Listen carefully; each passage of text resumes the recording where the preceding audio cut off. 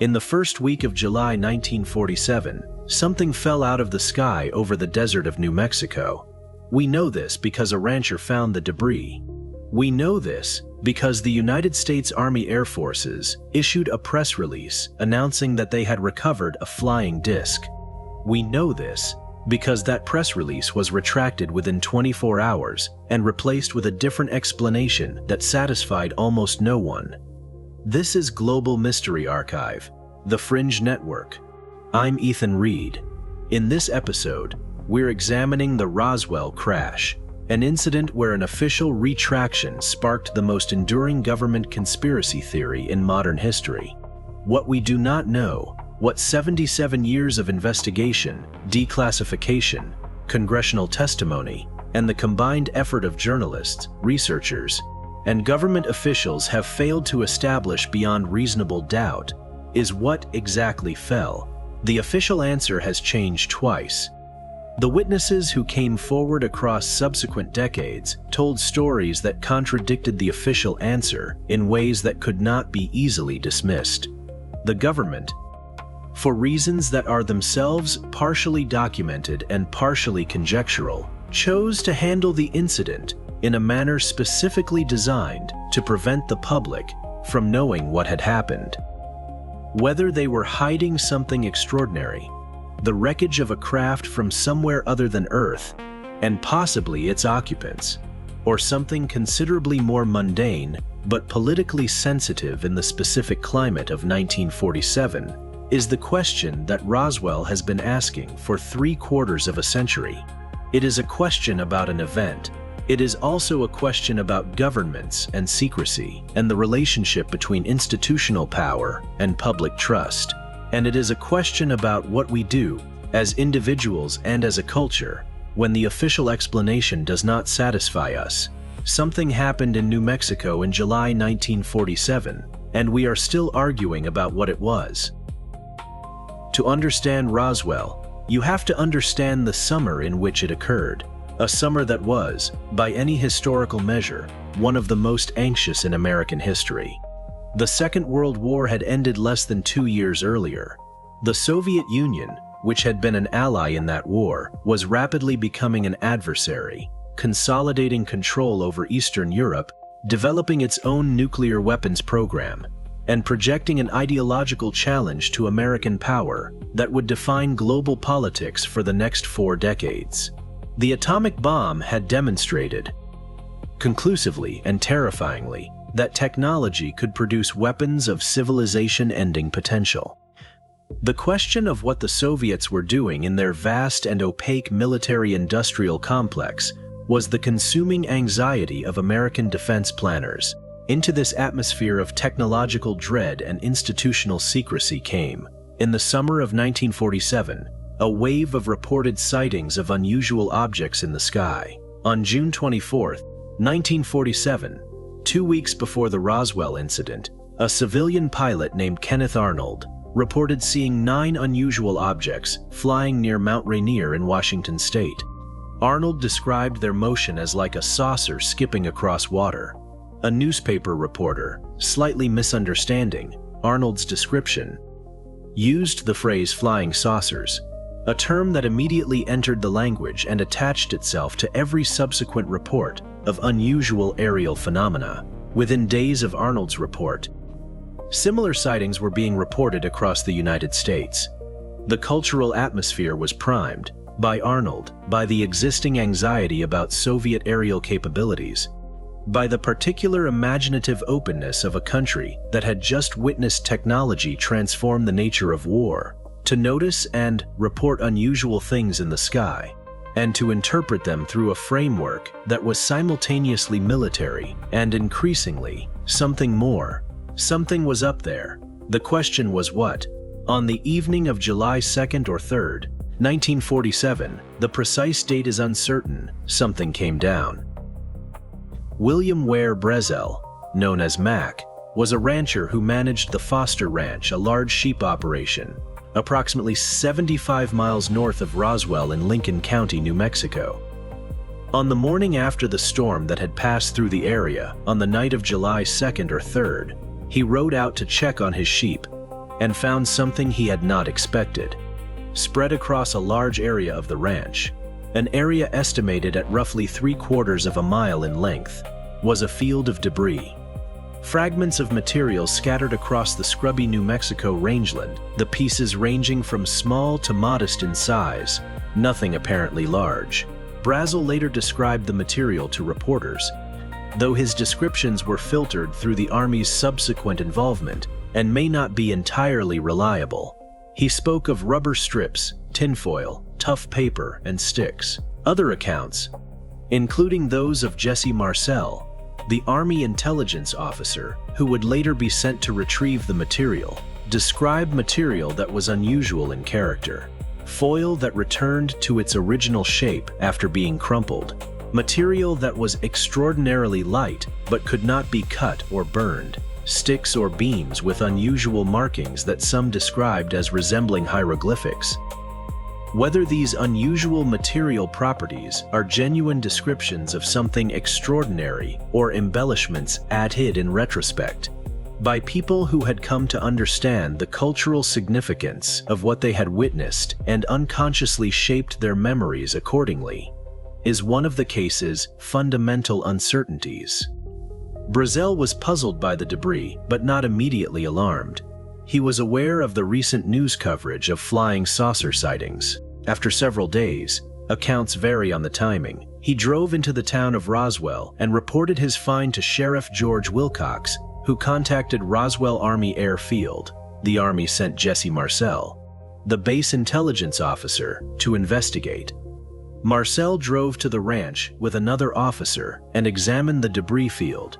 He later described, in interviews given decades after the event, material that impressed him as genuinely unusual, not like anything he had seen in his military career.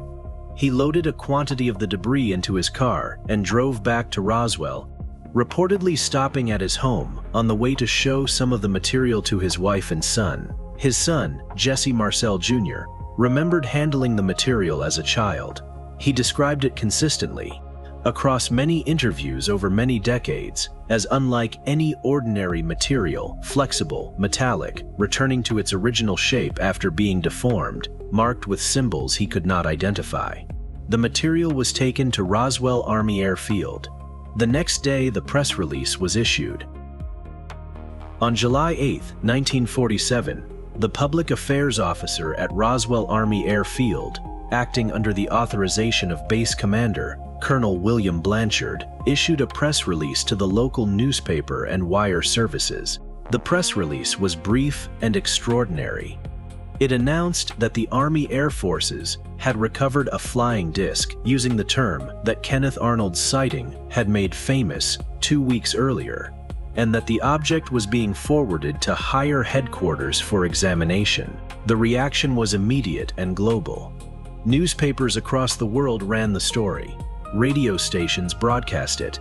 The United States Army had officially confirmed the recovery of a flying disc. Whatever flying saucers were, Soviet technology, some new American weapon, something else entirely, the military had one. The press release was 24 hours old when it was effectively retracted.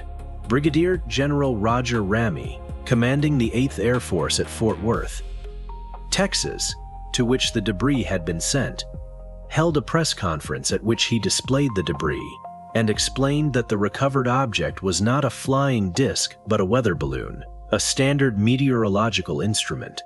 The photographs taken at the press conference showed Jesse Marcel posed with the debris, crumpled foil and sticks that appeared consistent with a weather balloon and its radar reflector.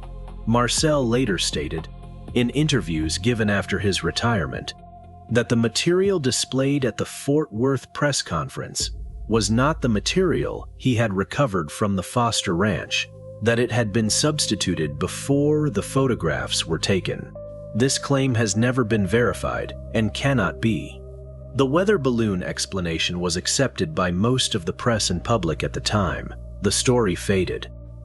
But the question of what had actually happened, what the original press release had been based on, and why it had been so quickly and firmly corrected, never entirely went away. And in the years and decades that followed, the witnesses began to speak. The witness testimony that accumulated around the Roswell incident across the subsequent decades is the most emotionally compelling and the most evidentially problematic aspect of the case.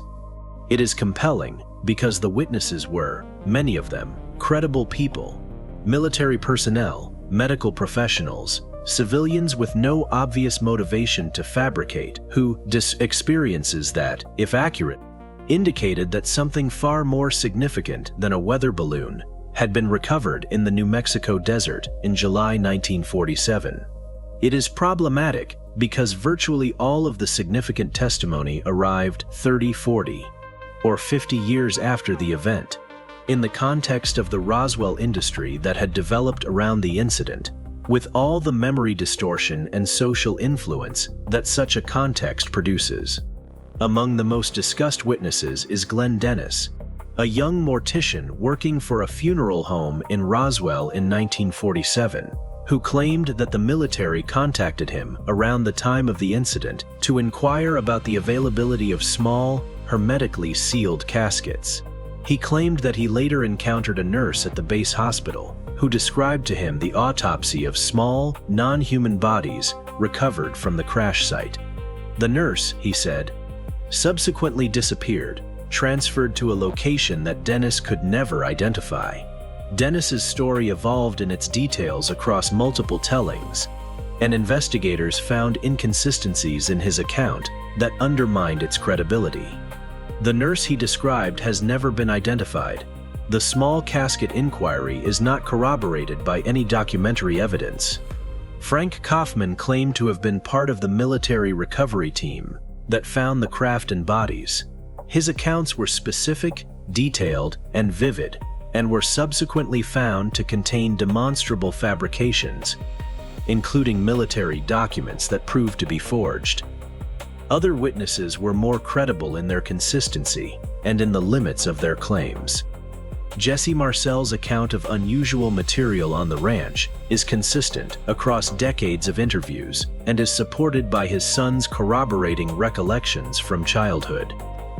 Local residents described seeing convoys of military vehicles in the area, hearing stories from base personnel that were inconsistent with the weather balloon explanation, and experiencing pressure from military and civilian authorities not to discuss what they had seen or heard.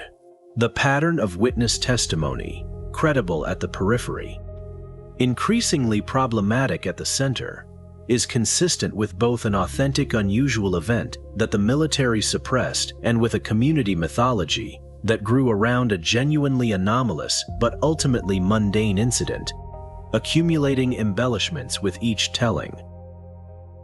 In 1994, the United States Air Force released a report prepared in response to a General Accounting Office investigation that offered a new official explanation for the Roswell incident. The debris recovered from the Foster Ranch in July 1947 was, the report concluded, from Project Mogul, a classified program that used high-altitude balloon arrays equipped with sensitive acoustic sensors to monitor Soviet nuclear tests. The balloons were large, carried unusual materials including radar reflectors made of distinctive foil and balsa wood, and were classified at the highest levels.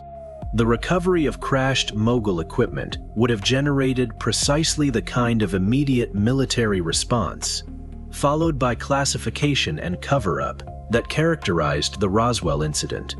The Project Mogul explanation is the most scientifically and historically credible account of what fell on the Foster Ranch. The program existed. It has been extensively documented. Its equipment matched, in general terms, the descriptions of the recovered debris. The classification level of the program explains why the Army would have suppressed information about the recovery, rather than simply releasing the truth. The explanation is convincing as far as it goes, but it came 47 years after the event, long after the Roswell mythology had become fully established, long after witnesses had been interviewed and re-interviewed, and their accounts had become enmeshed in the cultural narrative. And it does not address the witness accounts of non-human bodies, which the 1994 report largely ignored. A 1997 follow-up report addressed the body accounts by proposing that witnesses had confused their memories of the Roswell incident with later memories of parachute test dummies dropped during Air Force experiments in the late 1950s and early 1960s. The test dummy explanation was widely derided. Critics pointed out that the witnesses who described bodies had been describing events of 1947, and that confusing experiences from two different decades requires a degree of memory malleability that most people find implausible. The official explanations are not unreasonable. They are, however, insufficient to close the case in the minds of anyone who has examined the witness testimony carefully, because the testimony, whatever its evidentiary weaknesses, describes experiences that the balloon explanations do not accommodate.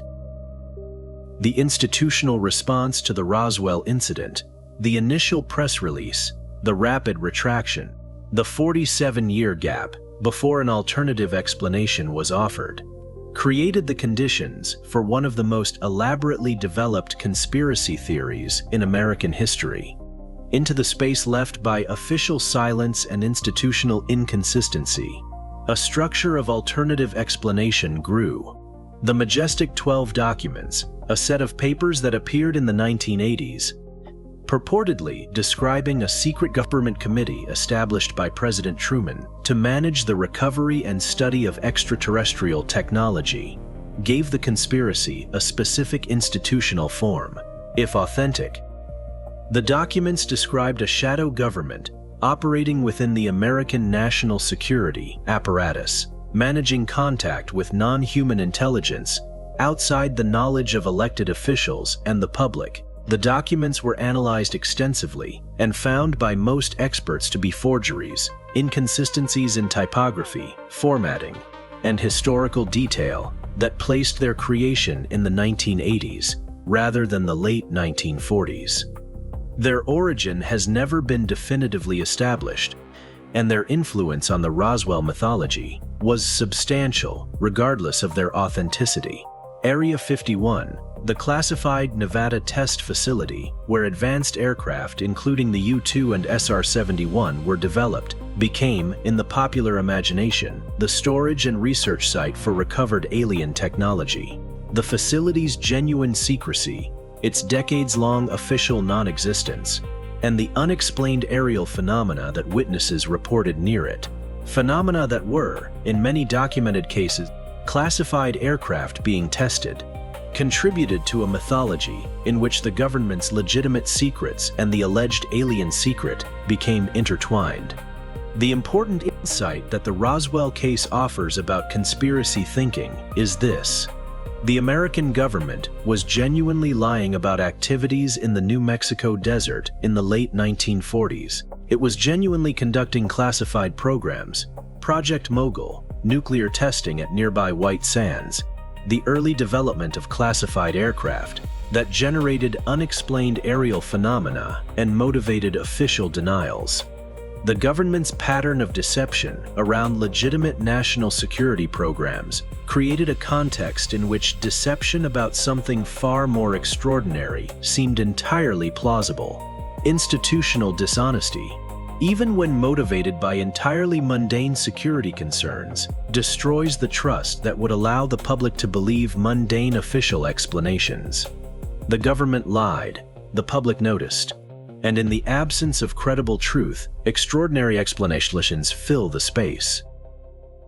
Roswell, New Mexico, population approximately 50,000, has built its economy substantially on a single week in July 1947. The International UFO Museum and Research Center on Main Street, the alien-themed restaurants and gift shops, the annual UFO festival that draws tens of thousands of visitors every summer, the roadside installations and murals featuring gray-skinned, large-eyed beings that have become the standard visual shorthand for extraterrestrial intelligence, a visual language that traces directly to the Roswell mythology. The cultural impact of Roswell extends far beyond a small New Mexico town. The gray alien, The specific physical form that dominates popular representations of extraterrestrial beings is substantially a Roswell creation, derived from witness descriptions of the alleged crash victims and disseminated through the explosion of Roswell-themed books, films, and television programs that began in the 1970s and accelerated through the 1990s. The X-Files, Independence Day, Men in Black, dozens of lesser-known productions. The alien aesthetic of the late 20th century was, in significant part, the Roswell aesthetic. The political dimension of the story has grown more serious in recent years. In 2023, a former intelligence official named David Grush testified before the United States Congress that the government possessed non-human craft and biological material that a recovery and reverse engineering program had been operating for decades outside the knowledge of congressional oversight. Grush's testimony was given under oath and generated substantial attention, though it was not accompanied by documentary evidence that could be independently verified. The congressional hearings of 2023 were themselves remarkable, not for what they established, which was limited, but for what they represented. Senior members of Congress treated briefings on unidentified aerial phenomena as a serious national security matter. Former intelligence officials testified about recovered non-human material before cameras broadcast globally. The institutionalization of the UFO question, its migration from the realm of fringe obsession to the floor of the United States Congress, represents a cultural shift that Roswell, whatever actually happened there, substantially enabled. Something fell on the Foster Ranch in Lincoln County, New Mexico. In the first week of July 1947, the most probable explanation, supported by the documentary record, consistent with the physical evidence, coherent with the known history of classified programs in the region, is that it was equipment from Project Mogul, a classified balloon array carrying sensitive instruments, that came down in the desert and whose recovery was handled with the excessive secrecy that classified programs of that era routinely generated. This explanation accounts for most of what we know. It does not account for all of the witness testimony. It does not explain why the government chose, in 1947, to issue a press release announcing the recovery of a flying disc before almost immediately retracting it. A sequence that, if the object was a classified balloon whose existence the government needed to conceal, makes little institutional sense. The witness testimony of non-human bodies, the most extraordinary and the most evidentially fragile element of the Roswell case, cannot be verified. The witnesses who described bodies were describing events decades in the past, in a cultural context that had thoroughly processed the events through the lens of extraterrestrial contact. The human memory is not a recording device. It is a reconstruction, shaped by subsequent experience, by social influence, by the stories we tell and are told about what happened. The honest position for anyone who has examined the evidence without prior commitment to either the extraterrestrial hypothesis or the balloon hypothesis is that we do not know what fell on the Foster Ranch in July 1947. We know it was something. We know the military recovered it. We know the military lied about it, first in one direction, then in another. We know the truth, whatever it is, has been protected by the combination of genuine classification, institutional culture, and the passage of time from full disclosure. What the Roswell incident has given us, independent of whatever physical event occurred, is a mirror in which we can see our relationship with authority, with secrecy, with the possibility that the universe contains things we have not been told about. The intensity of the Roswell mythology reflects the intensity of our need for that relationship to be honestly mediated, and our conviction, born of experience, that it is not. Something happened in New Mexico in the summer of 1947. 77 years later, we are still asking what. This has been Global Mystery Archive. Good night, and remember, some mysteries never sleep.